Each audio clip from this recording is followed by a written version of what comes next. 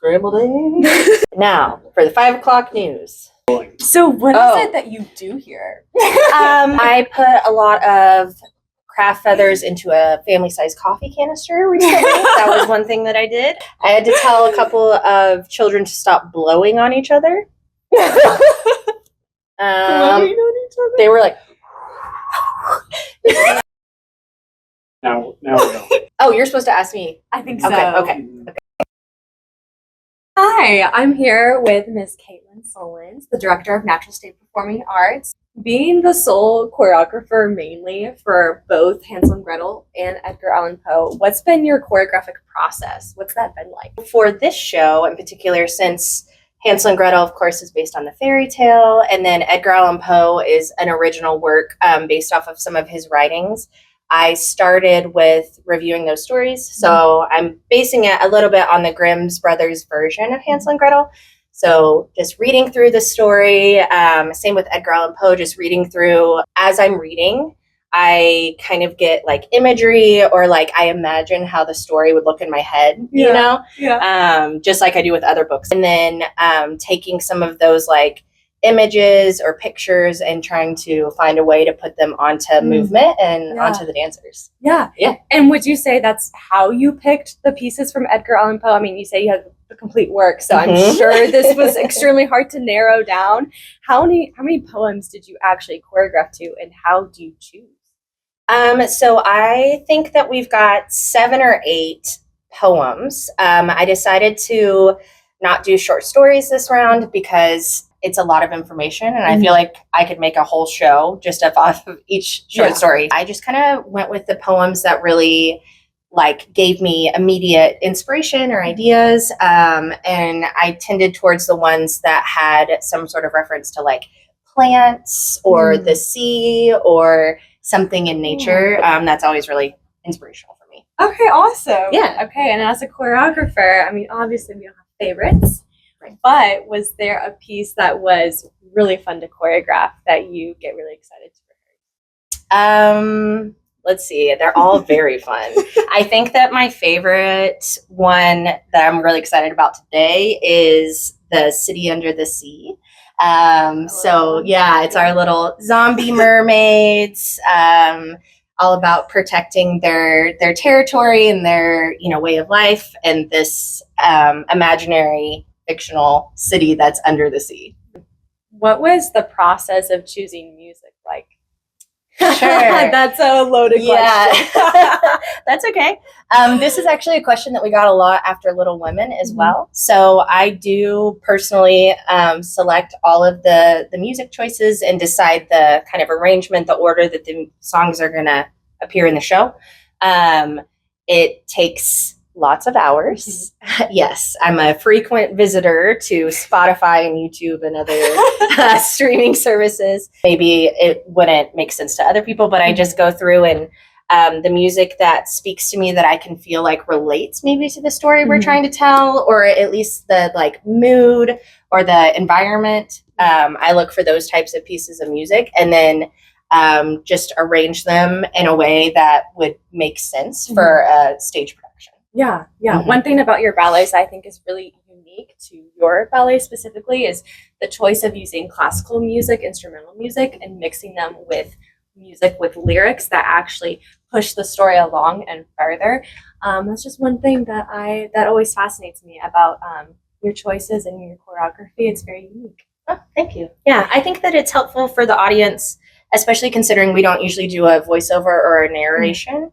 And I like to do, sort of a narrative storytelling type performance. And so using some songs that do have lyrics, or maybe, like you said, more classical pieces that have the sort of sound for the environment we're trying to pull, I think that that's really helpful. Right. Setting the environment, setting the scene is extremely important, and music plays a big role in that. Do you want to talk about costuming? Oh, sure. Yeah.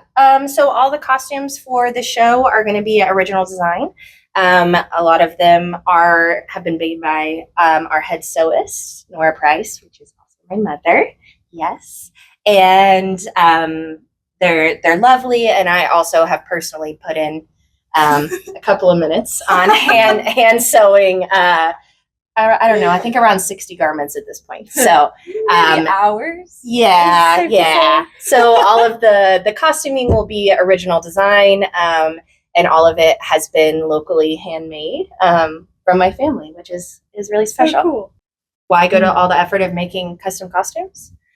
Because I think it's a really valuable part of the storytelling, and I think it adds a really special element on stage of being able to really kind of fulfill these characters. And it's a way that I like to express myself and kind of my ideas surrounding these productions.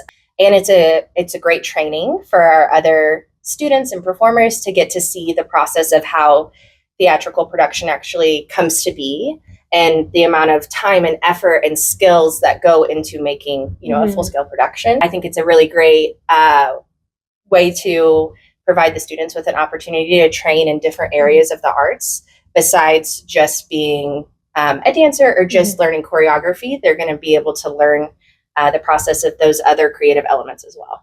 Any behind-the-scene work. And also, I think in turn, it kind of teaches our students to respect the props, respect the design, respect the costumes. Yes. And they're all so sweet and gentle with each thing because they've seen firsthand you sewing them during rehearsal and how much love and effort and time has been put in. Miss Caity, when are our shows? Oh my gosh, great question. We are going to have some of the performances from Hallowed Harvest at Freak Show Festival, and that's going to be in Fayetteville on Saturday, October 19 and Sunday, October 20.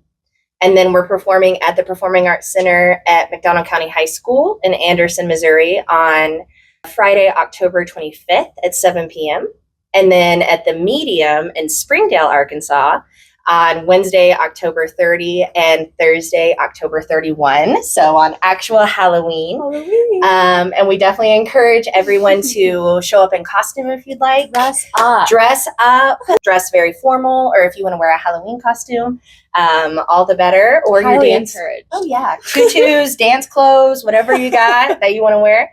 And then maybe we'll find out if there's going to be some candy and sweet treats available for our audience members. Maybe available from some of your favorite characters in the show in the lobby of the theater at the Medium. Oh, you know what? There's one more thing I want to ask you. Wow. I wanted to ask you about your idea with making, I don't know if you want to reveal it yet, but making Edgar Allan Poe transform into the ring. Can I do a little sneak peek of that without like an Easter egg, as it were? With the poems that I've selected, I kind of have made a through line of the story that focuses on Edgar Allan Poe as he's writing. The show does go through a bit of a character development and a progression where we see Edgar Allan Poe starting to write at the very beginning of the show. And then as he continues to write, he's realizing the influence that these kind of sinister or dark stories are having on both himself and then like maybe the people who are going to read the stories or these characters that he's invented. Yeah, there's going to definitely be some progression, and you'll just have to come see the show to see exactly how that's going to play out. I'm so excited. Okay, Edgar. Come see our show. Yay.